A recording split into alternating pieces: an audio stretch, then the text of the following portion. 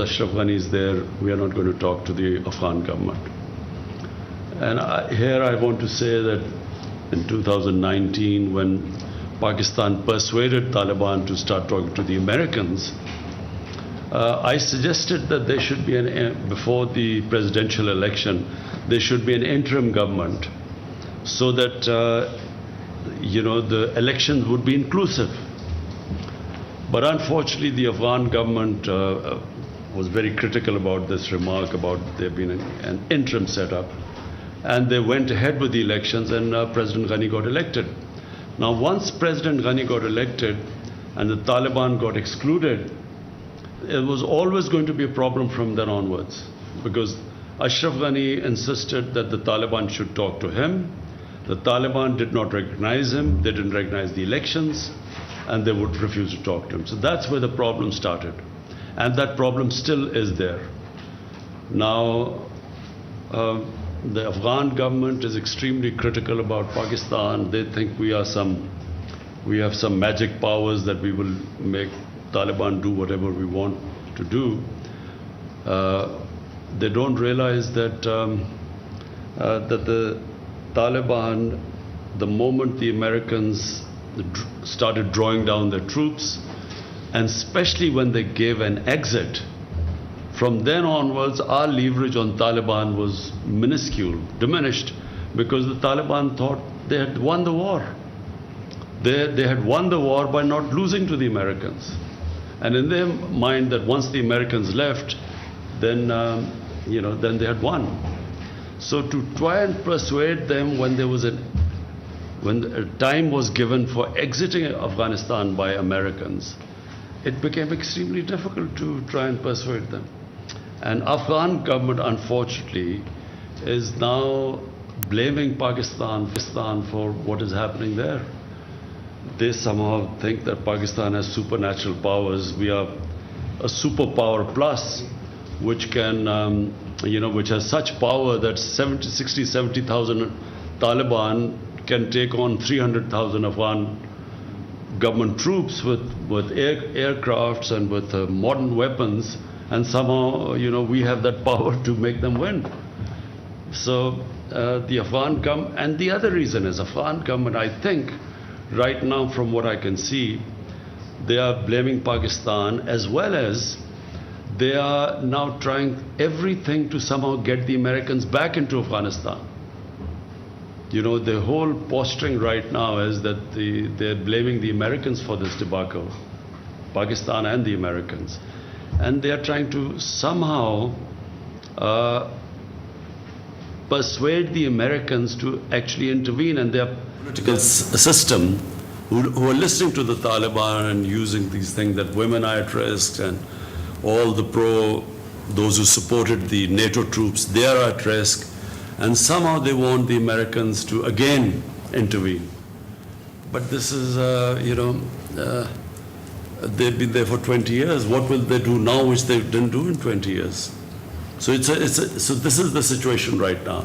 You asked me a question about us being worried. We are worried because the direct impact of this descending into a prolonged civil war, this is what we think will happen. It will be a prolonged, protracted civil war, and the country that will be most affected after Afghanistan will be Pakistan.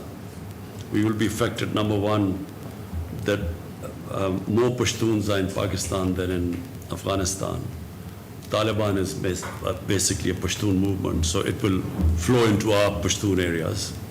And it happened after 2003-04. It happened that our Pashtun areas reacted to what was happening in Afghanistan, and Pakistan lost 70,000 people in that because we supported the Americans.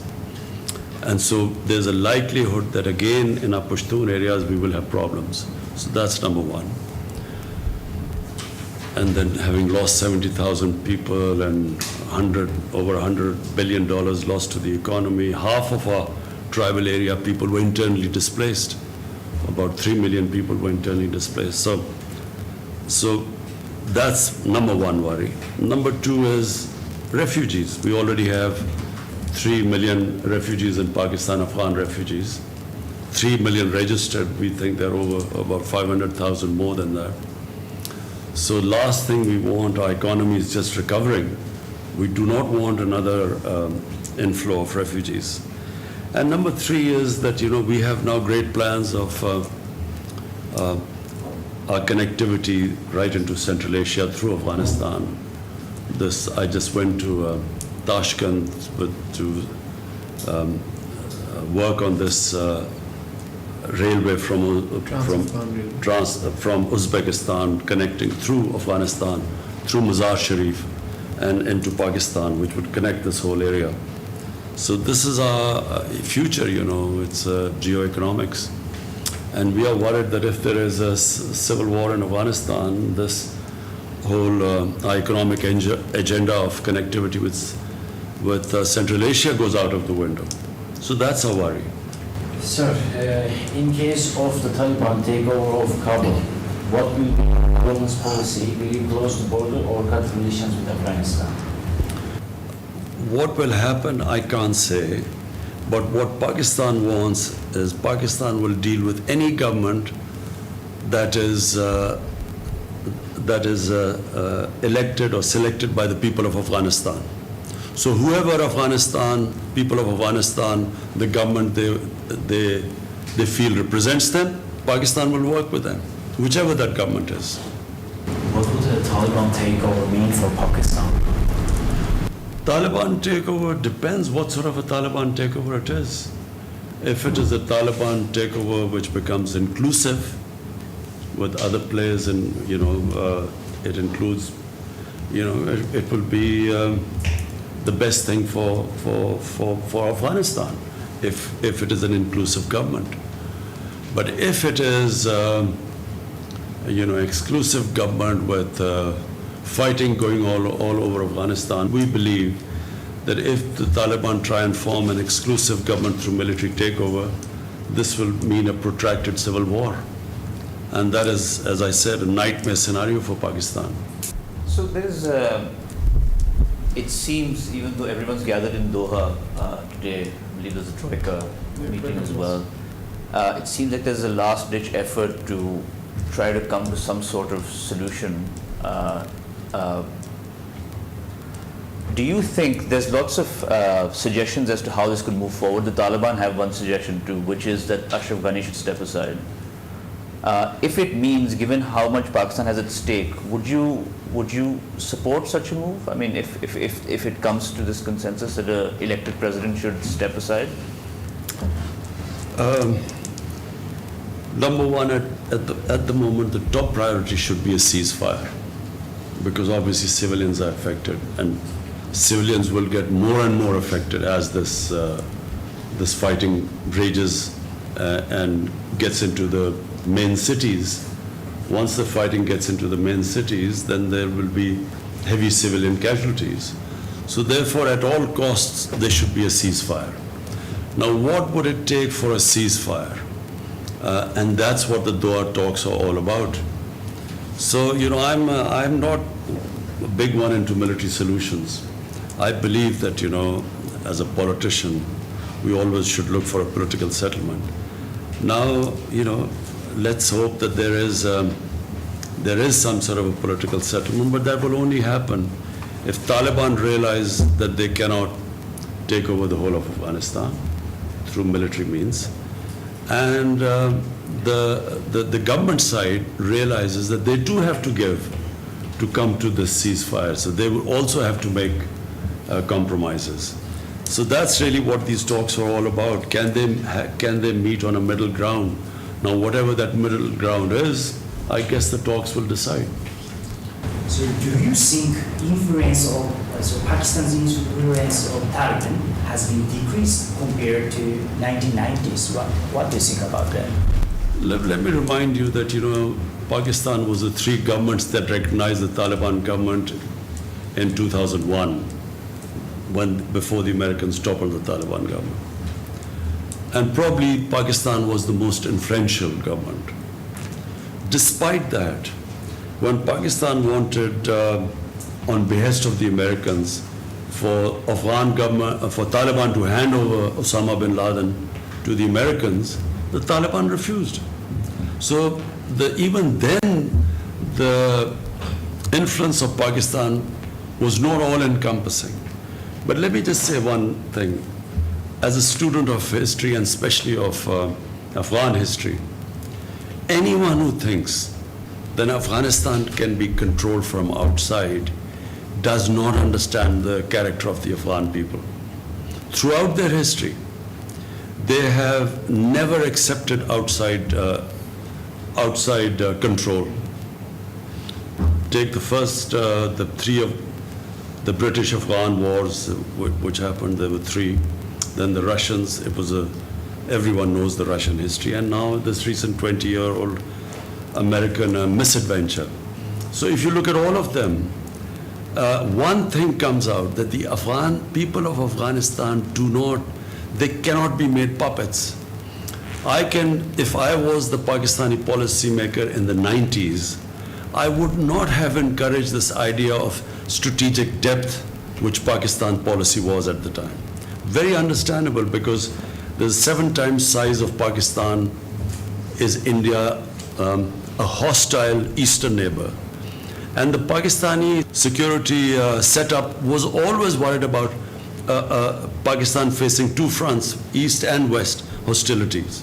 So therefore there was always an attempt to have a pro-Pakistan government in Afghanistan. But in my opinion, whichever government comes into power in Afghanistan would have to work with Pakistan. And Pakistan should work with any government that comes, which is selected by people of Afghanistan.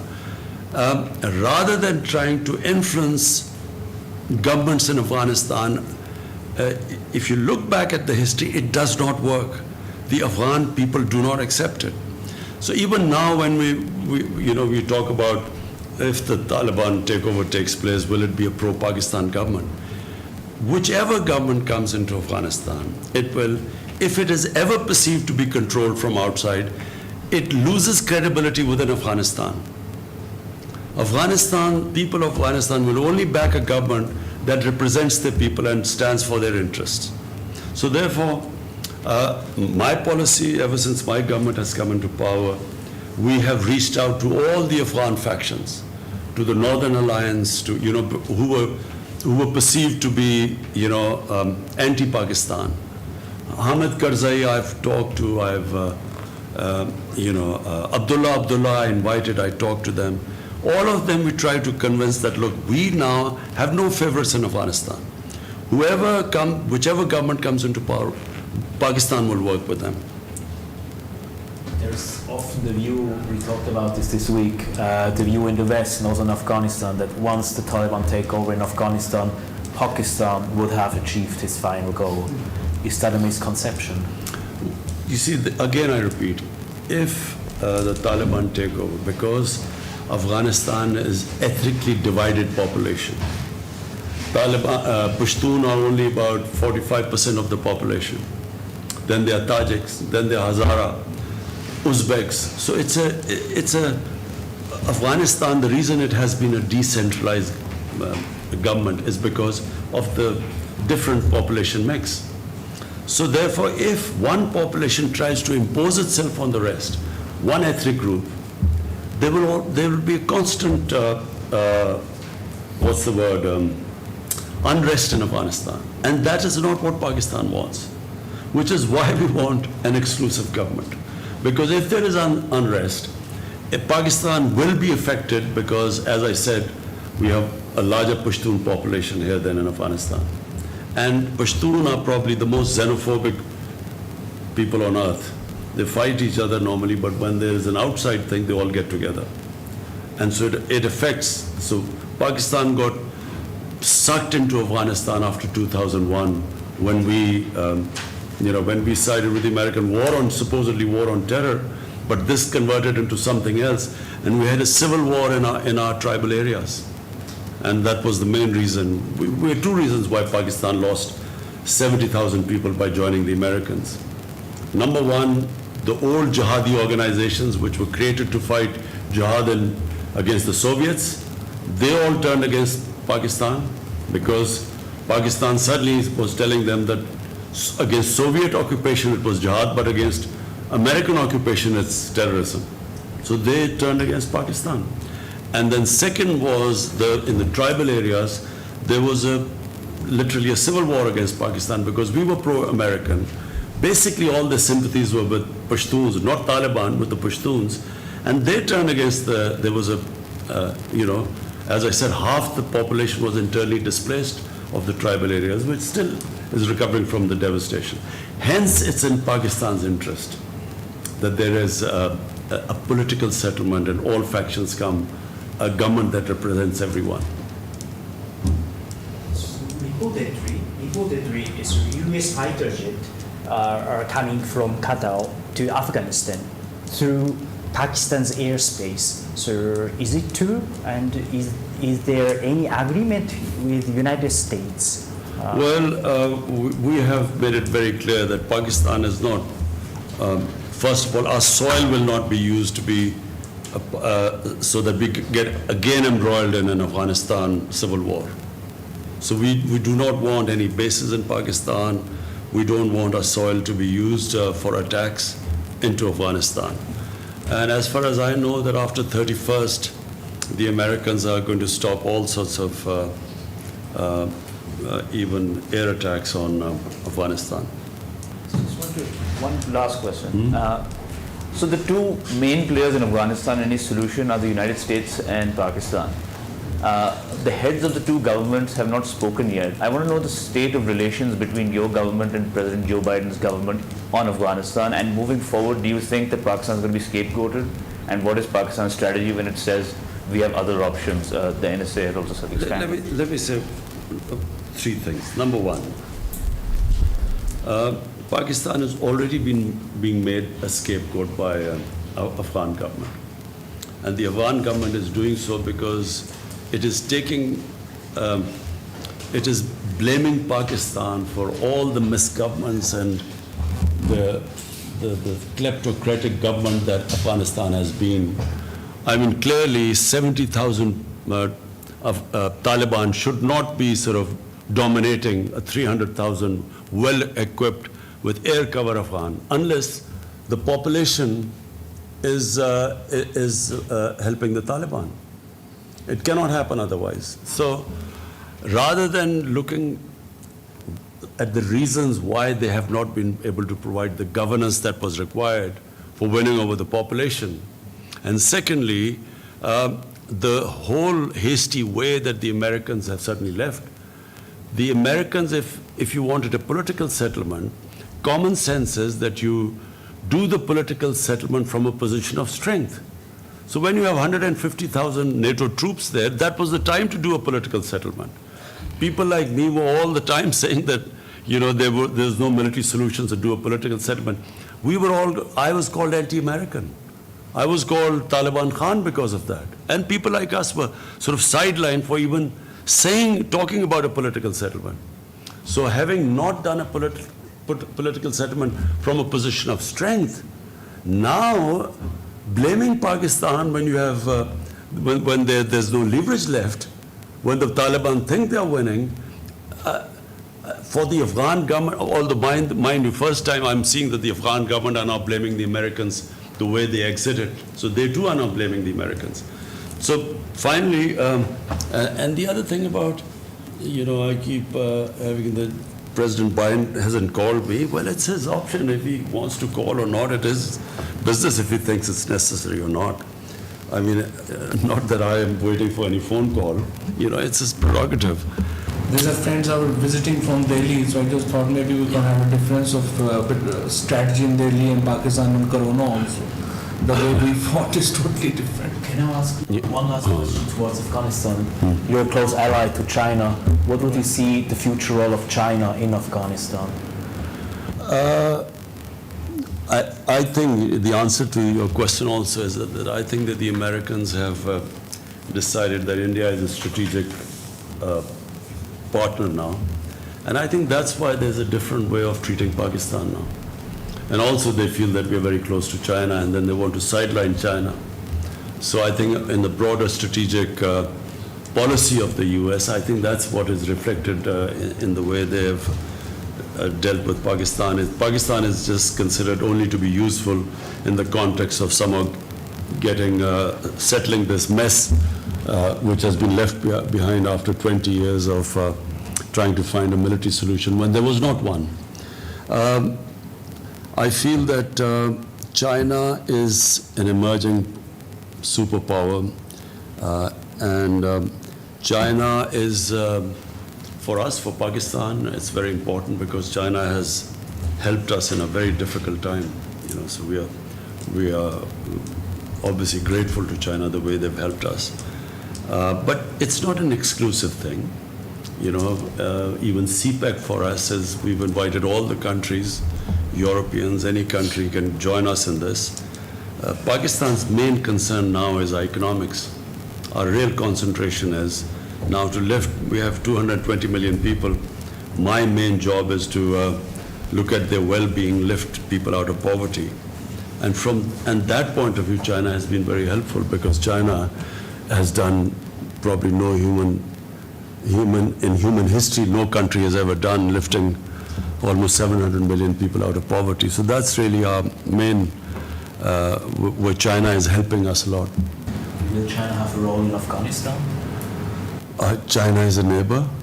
Obviously China will have a role in the rebuilding of Afghanistan. Yes, I think so. Sir, can I have just one last question? Turkish President Recep Tayyip Erdogan has proposed to involve Pakistan and Hungary to protect and run Kabul's international airport following the withdrawal of other NATO-led foreign troops. So far, no clear response has come from Pakistan. What is the Pakistan's position to safeguarding the Kabul airport? I've just had a meeting with Turkey's defense minister, and we will be trying. The best thing is for Turkey and the Taliban to have a face-to-face dialogue, so both can talk about the reason why that Kabul airport has to be secured. And so we will be talking to the Taliban to use our influence for them to have a face-to-face talk with Turkey. वज़ीर-ए-आज़म इमरान खान की वज़ीर-ए-आज़म इमरान खान गैर मुल्की सहाफ़ियों से गुफ्तगू कर रहे थे और पाकिस्तान और ख़ारजा उमूर के हवाले से मुख्तलिफ़ उमूर पर उनकी बातचीत हुई। खबरों का सिलसिला जारी है।